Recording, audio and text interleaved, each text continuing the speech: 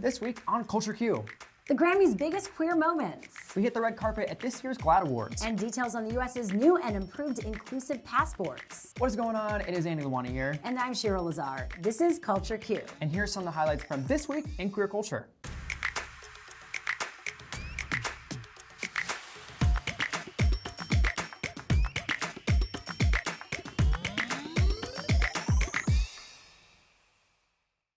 The 2022 award season came to a close last weekend when everyone's favorite music stars took to the carpet and stage at the 64th Annual Grammy Awards. And of course, we're here to bring you not just any highlight, but our top queer ones. Leading the pack was the openly gay TJ Osborne of the country band The Brothers Osborne, who took home the Grammy for Best Country Duo Group Performance. Winning for their song Younger Me, a song based largely on TJ's coming out story, the country star gave a memorable acceptance speech that left us a little emotional. And I never thought that I would be able to do music professionally because of my sexuality. And I certainly never thought I would be here on the stage accepting a Grammy. And here I am tonight, not only accepting this Grammy Award with my brother, whom of which I love so much, but I'm here with a man that I love and who loves me back. And it's just, I don't know what I did to be so lucky. I'm not crying, you're crying. Okay, we're all crying. Openly gay singer St. Vincent also snagged a Grammy, winning Best Alternative Music Album for her 2021 album Daddy's Home. And queer Pakistani Arooj Aftab's song Mohabbat took home the award for Best Global Performance. One of the night's biggest surprises though was Lil Nas X, who got snubbed of all 5 nominations, including the Album of the Year for his debut album Montero. I ain't win no Grammys, that hurt my feelings. Finna make me cry, I'm finna cry. I ain't win no Grammys, 0 for 5 Grammys, 0 out of 5, that's how many Grammys I won. I ain't win no Grammys, that make me cry. The rapper did, however, have one of the night's most iconic looks on the red carpet and one of the more memorable performances, treating the audience to a medley of his most popular songs. Singer-songwriter Brandi Carlile might have gotten snubbed as well, but she too put on a killer performance, singing her hit song Right on Time.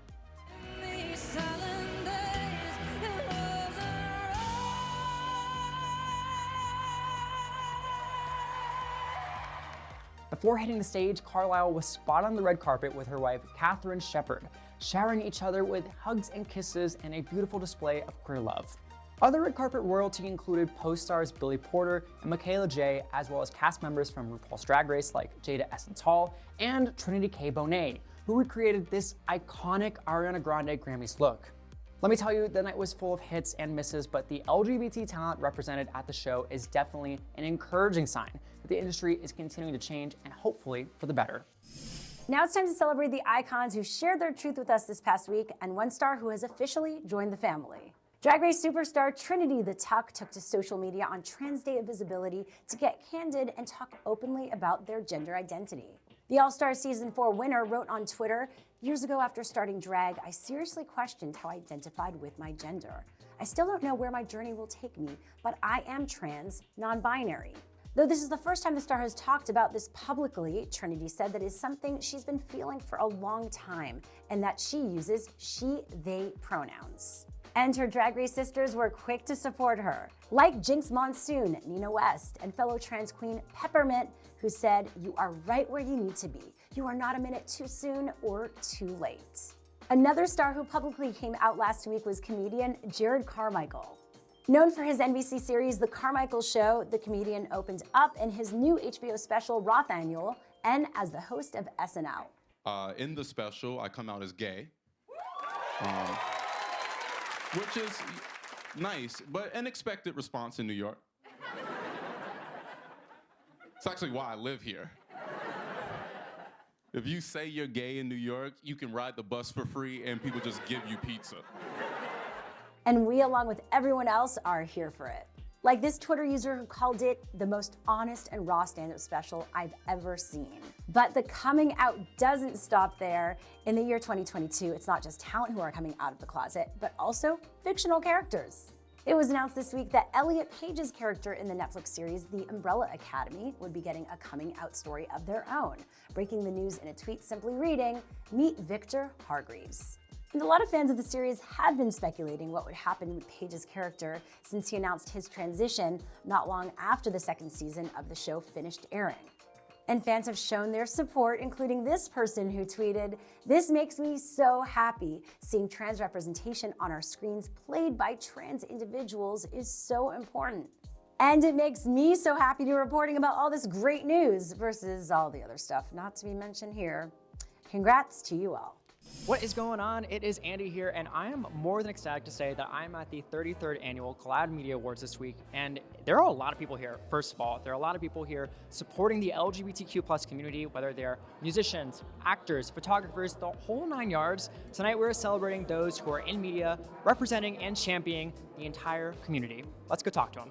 Obviously with the GLAAD Awards, what does this mean for you to be here right now? It's honestly like it's been a couple of years since we've got to do this, and especially right now with so much hate, it's just a perfect safe space for our community. Yeah, I mean, I just think it's so important that now we're seeing queer stories be told by queer people, written by queer people, directed by queer people, acted by queer people, and GLAAD's an absolutely massive part of that. So yeah, I'm just honored to be here.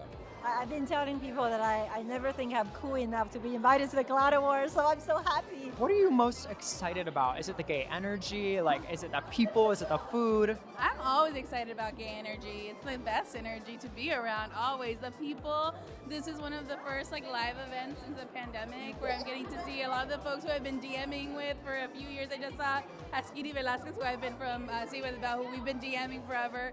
Got to see her in real life. This is our first GLAAD Awards, so I'm just excited to even be here. But yes, the drag queens, I live for all of that energy. I'm living for the wigs, the costumes, the earrings. So I just want all of it and more of it. A lot of people are watching at home, young, trans, queer, youth, anybody. What message do you have for them who may be watching? I would tell them to keep going, don't give up. It's hard sometimes, but I speak from experience that, it's possible. Anything is possible. Write it down, manifest it. To the LGBTQAI youth who aren't able to show up because, they're probably in displaced areas, I would say it's a blessing that you are here. Never let anyone tell you that you don't deserve to be on this earth. Your existence is key, and we're going to keep fighting for you. That's number one. One of the things that I just think needs to be out there in the world more today is always love and acceptance, and that it does get better. My life has been a series of ups and downs, career has been a series of ups and downs, but things do get better. We always talk about messages of love, but we're never talking about messages of knowledge. A lot of times we tell people who are diminished, who are downtrodden, who have been beat down by society, they need to learn to love. But I think that the people who are doing the hate need to educate themselves, need to get a smidge of knowledge in their brains. And what's something actionable that we can do as a society right now for the young LGBTQ youth who may be watching this at home?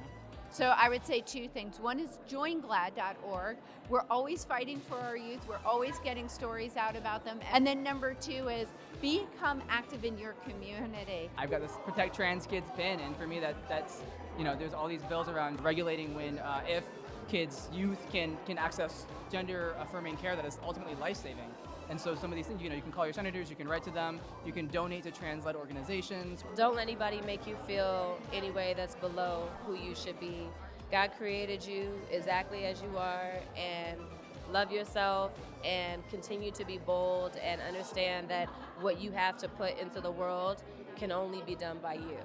So I'm gonna just drop that mic. We had so much fun on the red carpet, and I just want to say thank you again to all the stars who took the time to chat with me last weekend, and give a big congrats to all of the night's winners. And now it's time to take a look at all the LGBTQ news you need to know. First up this week is the U.S. Department of Justice, who just issued an important statement as anti-LGBTQ legislation continues to rise across the country. In a letter signed by Kristen Clark, the Assistant Attorney General for the Civil Rights Division at the Department of Justice, they warned states against obstructing the civil rights of trans youth, adding that, quote, state laws and policies that prevent parents from following the advice of a healthcare professional regarding transgender minors may infringe on rights protected by both the Equal Protection and the Due Process Clauses of the 14th Amendment. The letter was also timed with International Trans Day of Visibility, driving home the message that this latest wave of transphobic policies will not be tolerated. And even more good news came directly from the president himself, who issued this proclamation. And we're committed to advancing transgender equality in the classroom, on the playing field, at work, in our military, in our housing and healthcare systems, everywhere, simply everywhere. Today, we're announcing even more steps. One of those exciting new steps for trans and non-binary equality includes new gender-neutral passports, which will start being issued April 11th and allow you to mark your gender identity with an X instead of F or an M.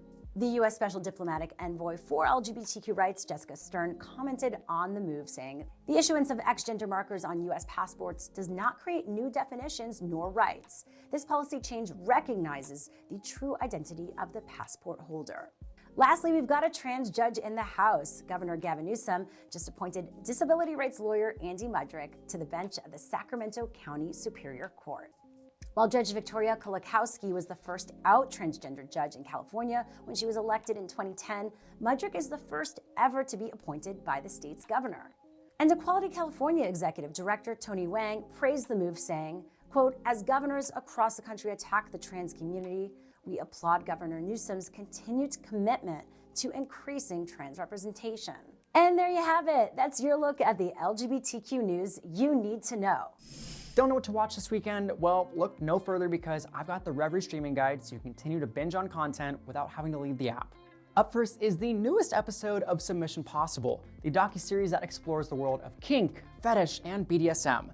This new installment follows writer, director, and creator of the show, Madison Young, as she visits queer leather bars in LA, contemplates kink's relationship, healing trauma, and geeks out with fellow rope lovers. Next, we have the 2012 American drama I Do, the story about a gay British artist living in New York who enters into a green card marriage with his lesbian best friend, only to then meet the love of his life. Needless to say, things get a little complicated. But if you still need more, don't worry, we've got Like It Is. The story follows a closeted young boxer from small-town England as he travels to London and falls for a 20-something music producer. A true coming-of-age story, Like It Is shows that while love may not come easy, it's always worth the fight. Remember, you can find all of these titles and much more streaming right here, right now on Revry. Now this week, a couple of stars put their money where their mouth is to support the LGBTQ community in need. Though he didn't win any Grammys, Lil Nas X scored a big win announcing that his infamous pregnancy stunt surrounding the release of his album Montero helped raise $500,000 for HIV/AIDS organizations. Don't forgive and love away, but I want someone to love me. If you forgot, the rapper posed in a series of hilarious and shocking photos showing a pregnant belly and set up a baby registry full of places for people to donate. And that includes the GLAAD Compass Initiative, which works to address the HIV/AIDS epidemic in the southern United States. He shared, "Communities all across the South, like my home state of Georgia, are being transformed by the work of Compass. Funds raised will go to people living with HIV and inspire leaders who will keep pushing for HIV education and one day a cure." Another superstar doing the right thing is none other than Miss Ariana Grande. On Trans Day of Visibility, Grande partnered with the donation platform Pledge to raise money both in dollars and crypto for LGBTQ advocacy groups fighting the wave of anti-trans bills being pushed around the country. Curated by ACLU lawyer and trans activist Chase Strangio, some of the organizations featured include the Black Trans Advocacy Coalition, Equality Florida, and PrideLink.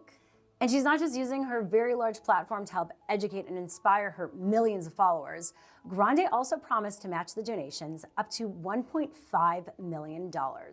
And as of this recording, almost $700,000 has been raised. But you can still donate by texting PLEDGE to 707070, or by visiting their website, or just go to her Instagram. Honestly, we need more of that in terms of allyship in action. For real, it's so nice to see people using their powers for good. On that note, it's Andy Lalwani signing off. And I'm Shira Lazar. Thank you again for tuning in to This Week on Culture Q. Be sure to join us every Thursday at 8 p.m. Eastern, live and always on demand, right here on Revry.